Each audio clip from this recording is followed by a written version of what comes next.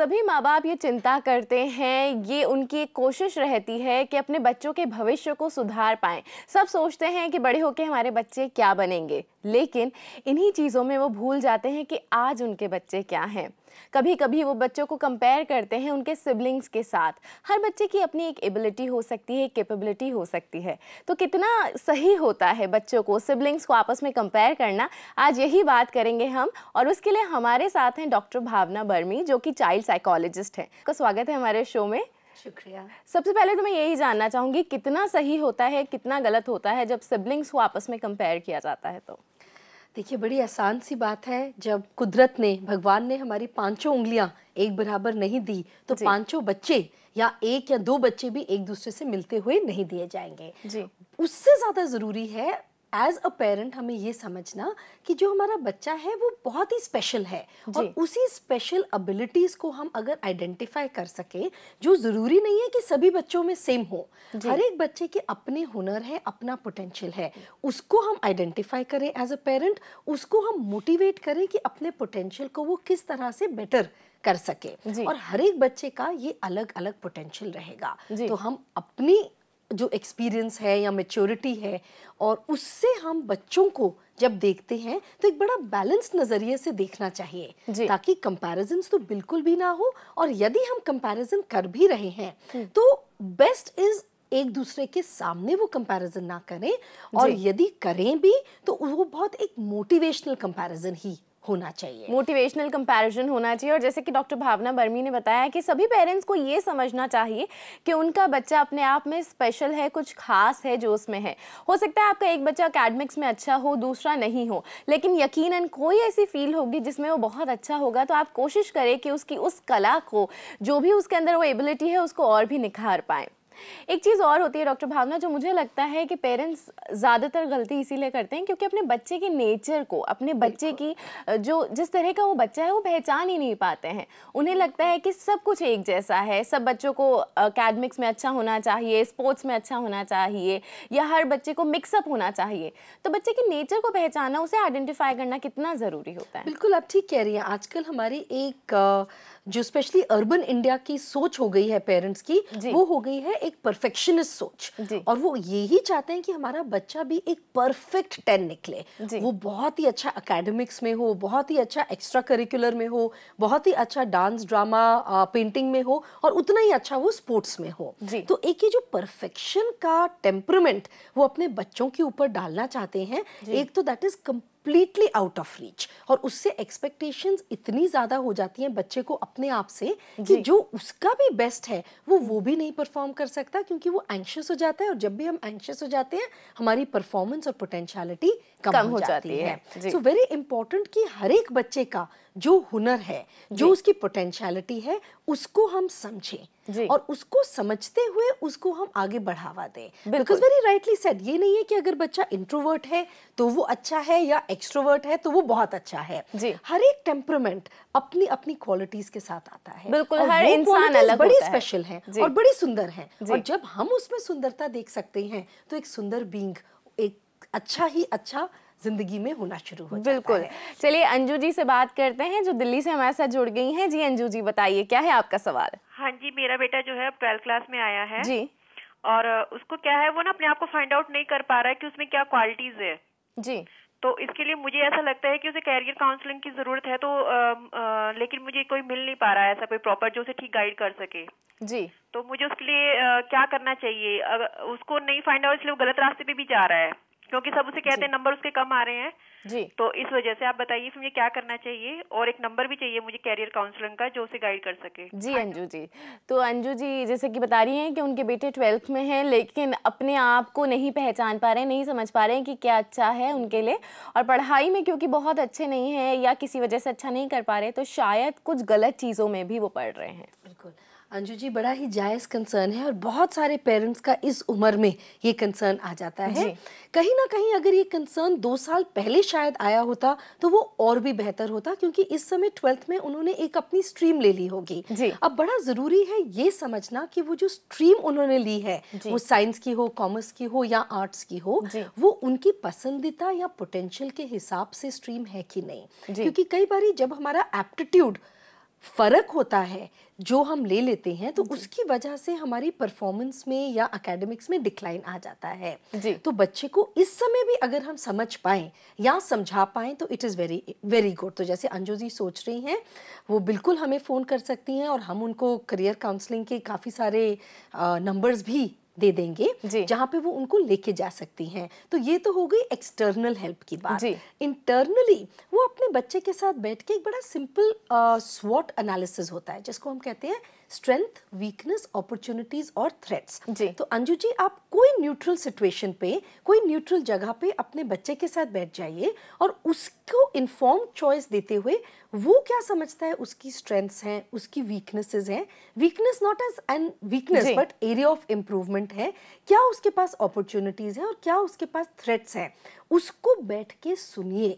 बहुत सारी बात सिर्फ लिसनिंग स्किल से हमें समझ आ जाती है। बिल्कुल, तो बहुत ज़रूरी है, जैसे कि डॉक्टर भावना बता रही हैं कि कुछ वक्त अपने बच्चे को आप दीजिए, आप सबसे पहले उसे जानने की, उसे समझने की कोशिश कीजिए। और पेरेंट्स से ज़्यादा अच्छा बच्चे को कोई भी काउंसिल नहीं कर सकता।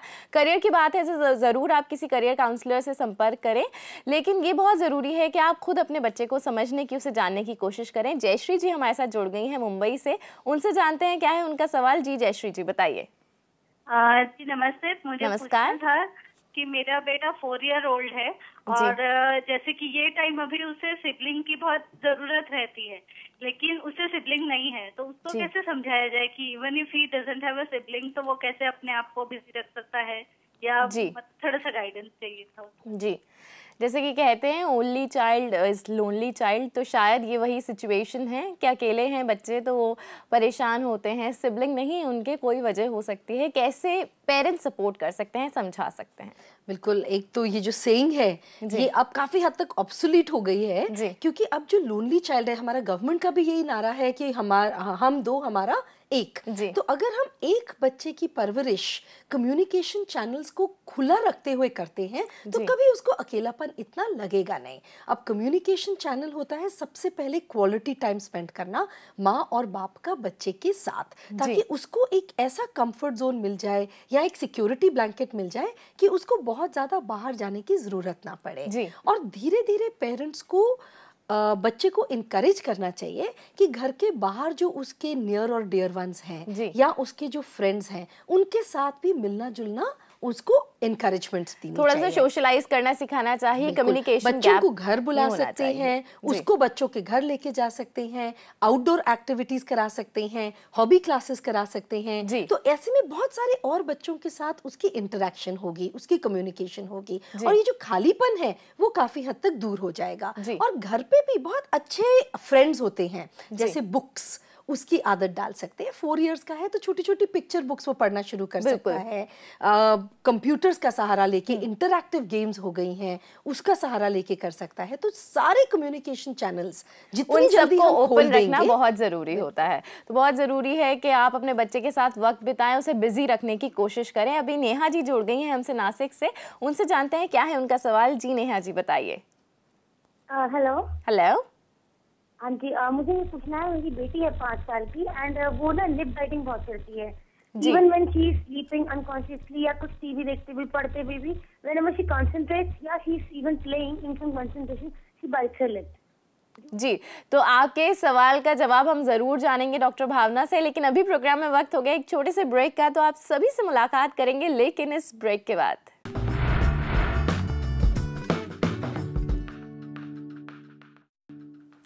जब भी हम बात करते हैं कंपैरिजन की या फिर तुलना करने की, तो बहुत ही ऑब्वियस सी बात है, बहुत ही कॉमन सी चीज़ है कि सभी पेरेंट्स अपने बच्चों को कंपेयर करते हैं, तुलना करते हैं सिर्फ इसलिए ताकि दूसरा बच्चा अपने सिबलिंग से कुछ सीख पाए। लेकिन उसका सही तरीका क्या होता है ये जानने की कोशिश करते हैं डॉक्टर भावना बर्मी से। लेकिन उससे पहले हम जान लेते हैं नेहा जी के सवाल का जवाब। नेहा जी ने जो सवाल किया था कि उनकी बेटी लिप बाइटिंग करती है, क्या उसका कोई तरीका हो सकता है ताकि ये आदत छुड़ाई जा सके? देखो नेहा, 5 इयर्स बहुत ज़्यादा उम्र भी नहीं है। Gradually activities like lip biting, nail biting, ये सारी धीरे धीरे बाय अबाउट 7-8 ईयर्स अपने आप ही ख़त्म हो जाती हैं। तो पहले बहुत ज़्यादा इसको अटेंशन देने की या वरी करने की इस समय ज़रूरत नहीं है। दूसरी चीज़, जनरली ये जो लिप बाइटिंग होती है, नेल बाइटिंग होती है, थंब सकिंग होती है, ऐसी आदतें जो होती हैं ये जनरली एंग्जाइटी या इनसिक्योरिटी की वजह से बच्चों में अक्सर हो जाती है। तो यदि हम उसका कारण देख सकें कि क्या इनसिक्योरिटी है या क्या एंग्जाइटी है और उसको हम डील कर सकें, तो it will help in reducing this activity. दूसरी चीज, उसको रिप्लेस करने के लिए अगर हम उसको कोई और कंफर्ट जोन दे सकें, जैसे एक टेडी बेयर दे दिया या उसको कोई पिलो अच्छा लगता है वो दे दिया या ब्लैंकेट दे दी, तो उसको अगर वो पकड़ के अपनी एक सिक्योरिटी ब्लैंकेट बना लेती है तो ऑटोमेटिकली इसकी ये कम हो जाएगी। एंड थर्डली, क्योंकि ये सिर्फ रात को ही हो रही है, रात को सोने से पहले यदि वो कोई अच्छी फिलोसफिकल चीजें या कोई अच्छी कहानियां जैसे फेरी टेल्स होती हैं बच्चे को सुलाते वक्त बताएंगी तो उनका माइंड भी बहुत रिलैक्स होके सोएगा and she will automatically get a subconscious comfort zone. तो धीरे धीरे करके ये लिप बाइटिंग कम हो सकती है। तो हम उम्मीद करते हैं कि नेहा जी आप डॉक्टर भावना की बातों पे गौर करेंगी और कोशिश करेंगी कि अपनी बेटी के आसपास वो सिक्योरिटी जोन क्रिएट कर पाएं। अभी साधना जी हमारे साथ जुड़ी हुई हैं देहरादून से, उनसे जानते हैं क्या है उनका सवाल। जी साधना जी बताइए। Good afternoon ma'am. Good afternoon ma'am. मेरा सवाल ये है कि मेरा एक बेटा है 9 साल का जी। तो अभी उसने क्लास 4 का, मतलब एक ही बेटा है और घर में और कोई बच्चा भी नहीं है, तो उसने क्लास 4 का एग्जाम दिया था जी। तो मतलब पहले से जब से ही स्कूल में डाला है तब से ये प्रॉब्लम है कि उसको पढ़ाई में कोई इंटरेस्ट ही नहीं आता जी, जिसकी वजह से इतनी मेहनत करने के बाद, मैं उसके साथ इतनी मेहनत करती हूँ, ट्यूशन में इतनी मेहनत होती है लेकिन उसके बाद भी वो फेल हो जाता है। तो मुझे बहुत ज्यादा, मतलब मैं डिप्रेस्ड हो जाती हूँ, मतलब बहुत ज्यादा दुख होता है। हर तरह से उसको एनालिसिस किया मैंने, समझाया और रिलेटिव्स ने समझाया, लेकिन पता नहीं क्यों वो समझते ही नहीं जी। तो जी, समझ नहीं आता कि मतलब उसको सिर्फ टीवी में इंटरेस्ट है बस, और किसी पढ़ाई के किसी भी सब्जेक्ट में इंटरेस्ट नहीं है, किसी भी सब्जेक्ट में उन्हें इंटरेस्ट नहीं है। हम समझ सकते हैं साधना जी कि आपके लिए बहुत ही डिफिकल्ट सिचुएशन होगी ये। क्या कर सकते हैं डॉक्टर भावना ये, क्योंकि उनके बेटे को बिल्कुल भी इंटरेस्ट नहीं है पढ़ाई में? सही बात है। साधना, मेरे ख्याल से एक आप इवैल्यूएशन बच्चे की ज़रूर करा लीजिए जिसको हम कहते हैं IQ assessment, intellectual quotient assessment. उससे हमें बच्चे का सही पोटेंशियल बिल्कुल मालूम पड़ जाएगा। सो डिपेंडिंग अपॉन कितना उसका पोटेंशियल है पढ़ाई के रूप में, तो उसी के आगे गाइडेंस देना और एक्सपेक्टेशन सेट करना ज़्यादा आसान हो जाएगा। दूसरी चीज़ है कि ज़रूरी नहीं है कि बच्चा सिर्फ पढ़ाई में ही अच्छा हो। आजकल वर्ल्ड कप फीवर चला हुआ है और अगर हम जितने भी वर्ल्ड के प्लेयर्स देखें उन्होंने बस बेसिक अपनी एकेडमिक्स करी हुई है, किसी ने शायद पोस्ट ग्रेजुएशन तक भी नहीं पहुंचने की नौबत करी अपनी जिंदगी में। सो एक तो एक होलिस्टिक पढ़ाई जहां उसकी एक्सपेक्टेशंस फिट होती हैं वहां तक जरूर करानी चाहिए, बट उसके साथ साथ अपना जो विजन है वो उसके बाकी हुनर और पोटेंशियल्स को ढूंढने में भी लगाना चाहिए। अगर पढ़ाई में वो उतना अच्छा नहीं है जहां तक हम उसके लिए एक्सपेक्ट कर रहे हैं, तो क्या वो और किसी चीज में अच्छा है, स्पोर्ट्स में, एक्स्ट्रा करिकुलर में, डांसिंग में, पेंटिंग में, इतनी सारी चीजें हैं आज की डेट में, उसमें अगर हम ऐसी उसकी एक चीज आइडेंटिफाई कर लेंगे तो बच्चे को भी अच्छा लगेगा, क्योंकि वो मोटिवेट होके फिर एटलीस्ट किसी चीज में तो उसको रिवॉर्ड्स मिल रहे होंगे, उसको अप्रिसिएशन मिल रही होगी, तो उसको भी अपना सेल्फ एस्टीम बढ़ाने का मौका मिलेगा, कॉन्फिडेंस उनका बढ़ेगा। क्योंकि कई बार क्या होता है कि हम अपने आप को जब बहुत ज्यादा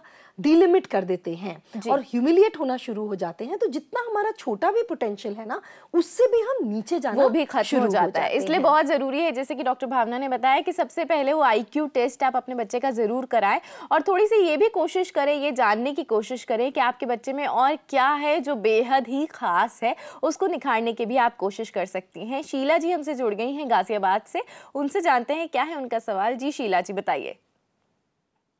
हेलो, लगता है उनसे हमारा संपर्क। जी बताइए। मैं बोल रही हूँ। जी बताइए।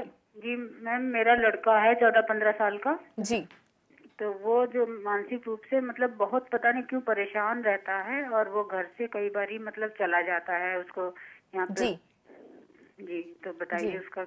जी तो इनका सवाल है, 14-15 साल का इनका बेटा है, बहुत ज़्यादा उम्र नहीं है और ऐसे में अगर बच्चा बहुत परेशान है, घर से चला जाता है, तो I guess it is a big deal. नहीं Sheila ji, I think you are a very very great mother कि आप इतनी सेंसिटिव है और बच्चे को समझ रही हैं कि उसको कोई किसी ना किसी प्रकार की तकलीफ या कंसर्न है। अब इसके एक स्टेप आगे जाना है और ये समझना है या समझने की कोशिश करनी है कि उसको क्या हाइपोथेटिकल परेशानियां हो सकती हैं जो वो आपसे नहीं बता पा रहा। तो उसके लिए अपने कम्युनिकेशन चैनल बच्चे के साथ खोलना है, समझते हुए कि ये जो उम्र है 14-15 साल की, ये one of the most sensitive ages in development होती है, जिसको हम कहते हैं एडोलेसेंस। इसमें बहुत सारी चीजें ट्रांजिशन में होती हैं एंड बच्चों का जो अपना परिवार है उससे हटकर एक और फ्रेंड्स का परिवार बनना शुरू हो जाता है। तो अगर वो परिवार से हट रहा है और एक और परिवार से जुड़ रहा है, आप भी उस परिवार से जुड़ने की कोशिश कीजिए, ताकि अगर बच्चा आपको डायरेक्टली नहीं बता रहा तो शायद वो जो फ्रेंड्स का परिवार है उनसे वो जरूर कम्युनिकेट कर रहा है, इनडायरेक्टली आप तक बात पहुंच पाए। तो एक इनडायरेक्टली आप जानने की कोशिश कीजिए कि क्या ऐसे कंसर्न्स हैं जो उसको परेशान कर रहे हैं। दूसरी चीज, थोड़ी सी स्पेस देते हुए अपना कंसर्न बच्चे को जरूर दिखाइए कि यू नो बेटा, we love you and we want you to be happy, but आजकल हम देख रहे हैं कि आप उतने हैप्पी नहीं हैं जितना कि आप होना चाहते हैं, so can we talk about it. और जब आप उसको सुनेंगे तो वो जरूर आपको बताएगा, क्योंकि ये इतना प्यारा रिश्ता है माँ और बेटे का कि वो जरूर पनपेगा। बिल्कुल, तो बहुत ज़रूरी है, जैसे कि डॉक्टर भावना बर्मी ने बताया है कि कई बार आपको अपने बच्चों को, जो भी आपके पास होते हैं, जो भी आपके करीब होते हैं, उन सभी को ये बताना बहुत ज़रूरी होता है कि आप उनसे कितना प्यार करते हैं, आप उनके लिए कितने खास हैं। आज हम बात कर रहे हैं कि कंपैरिजन इन सिबलिंग्स कितना सही है, कितना गलत है, किस तरीके से होना चाहिए हेल्दी कंपैरिजन, इसके बारे में बात करेंगे, लेकिन इस छोटे से ब्रेक के बाद।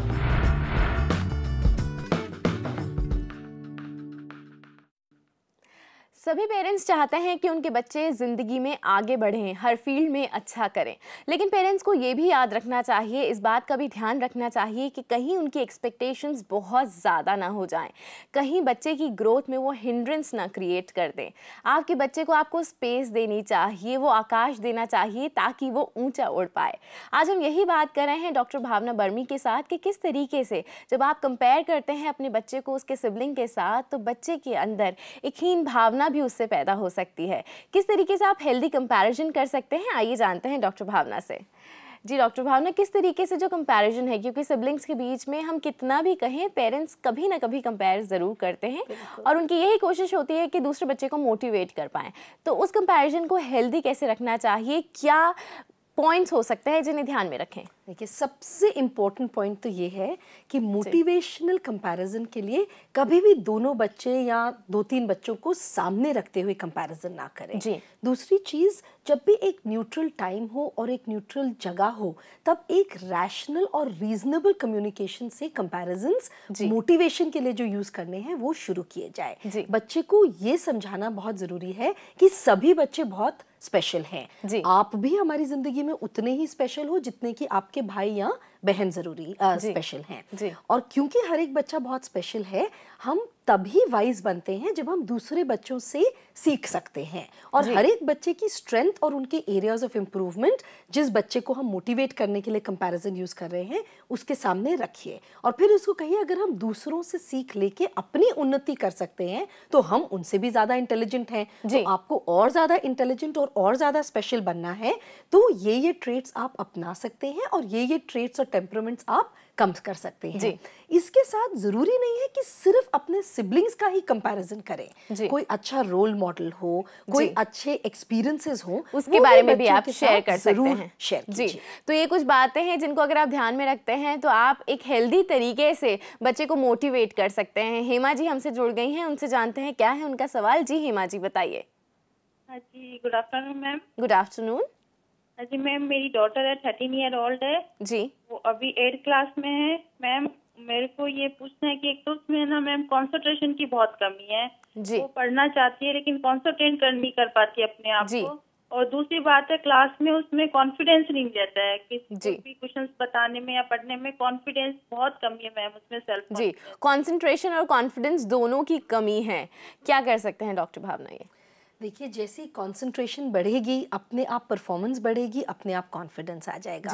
कंसंट्रेशन बढ़ाने के लिए स्पेशली एकेडमिक्स के लिए बड़ा ज़रूरी है बच्चे को पहले उस सब्जेक्ट में इंटरेस्ट लेके आना। दूसरी चीज़, एक अपने पूरे घर में ऐसी जगह ज़रूर बना लीजिए जो स्पेशली स्टडी टाइम के लिए हो, जिसको डिस्ट्रैक्शन से दूर रखा जा सके। आजकल मेन डिस्ट्रैक्शंस होता है टीवी, कंप्यूटर और टेलीफोन, और स्पेशली इस उम्र में जो फ्रेंड्स आ जाते हैं, all these things should be used as an incentive. Concentration के लिए एक किसको जो हम कहते हैं येलो लाइट टेक्निक बड़ा इंपॉर्टेंट होता है, जिसके अंदर एक स्टडी टेबल बना लीजिए, उसके ऊपर एक येलो लाइट का लैंप लगा लीजिए, बाकी सारा रूम डार्क कर लीजिए। उसके नीचे जब बच्चा पढ़ेगा ऑटोमेटिकली उसकी डिस्ट्रैक्शन कम होगी, कंसंट्रेशन बढ़ेगी। Few more exercises are like ball tapping, छोटी सी टेबल टेनिस की बॉल और बैट से जितनी बार आप टैप करा सकें या बास्केटबॉल से टैप करा सके, इट विल बी बेटर। या नंबर या अल्फाबेट कैंसिलेशन, रैंडम नंबर्स ले लीजिए या अखबार का कागज ले लीजिए, एक पैराग्राफ ले लीजिए, उसमें कहिए अब आपने सिर्फ एंड को काटना है या सिर्फ द को काटना है, कोई भी एक शब्द, और देखिए कितने बच्चे एरर्स कर रहे हैं। तो इन सब से रूटीन लाइफ में भी कंसंट्रेशन बढ़ेगी, और जब हम उसका फोकस डायरेक्टली इंटरेस्टिंग वे में पढ़ाई में लेके आएंगे तो और उसके साथ उसको रिवॉर्ड्स देंगे कि अगर आप कंसंट्रेशन के साथ इतने समय तक पढ़ लेंगे, इसके बाद आपका रिवॉर्ड होगा कि आप 1 घंटा टीवी देख सकते हैं या फ्रेंड्स के साथ जा सकते हैं। रिवॉर्ड्स देना भी बहुत जरूरी होता है बच्चे को, जैसे कि आपने बताया कि कुछ एक्सरसाइजेस हो सकती हैं जिसको अगर हम ध्यान में रखें या जिनको प्रैक्टिस करवाएं तो बच्चे का कंसंट्रेशन लेवल बढ़ सकता है। डॉक्टर भावना, आखिर में बहुत ही शॉर्ट में जानना चाहूँगी, बहुत ही संक्षिप्त में जवाब चाहूँगी कि जब हम बच्चे का कंपैरिजन करते हैं तो वो पेरेंट्स जिनकी ये प्रैक्टिस है, जो रेगुलरली ये कर रहे हैं, वो अपने बच्चे को क्या नुकसान पहुँचा रहे हैं? देखिए, सबसे पहले सेल्फ एस्टीम बच्चे की बिल्कुल कम हो जाती है। अगर आप इसको करेंगे तो self esteem, self identity leading to anxiety, insecurity, low self confidence, depression, repressed anger, and the list goes on and on. So parents हम बहुत मैच्योर हैं, बच्चे हमारे बहुत स्पेशल हैं, उनको उतनी ही स्पेशल तरीके से आप पनपने दीजिए। जी, तो बहुत ज़रूरी है, जैसे कि आपने बताया है कि कुछ बहुत ही मेजर प्रॉब्लम्स हो सकती हैं बच्चे की लाइफ में अगर आप रेगुलरली, कॉन्स्टेंटली एक अनहेल्दी तरीके से उसको उसके सिबलिंग्स के साथ कंपेयर कर रहे हैं। तो बहुत ज़रूरी है कि ये आप जानें कि आपके हर बच्चे में कुछ ना कुछ खास है। सभी बच्चे एक जैसे नहीं हो सकते, उनकी अलग एबिलिटीज़ हैं, अलग कैपेबिलिटीज़ हैं। तो आप उसको जानने की, उसको समझने की, उसको पहचानने की कोशिश कीजिए, और तब ये कंपैरिजन अपने आप कम हो जाएगा, या फिर हेल्दी तरीके से उसे करने की कोशिश कीजिए।